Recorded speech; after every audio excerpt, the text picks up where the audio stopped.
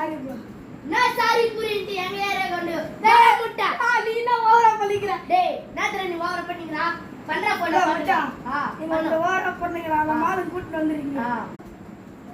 Hello மச்சான் நான் பண்ண வேலை நீ வாடா பெரிய சண்டைச்சா உன்னை போட்டு விட்டுடலாம்.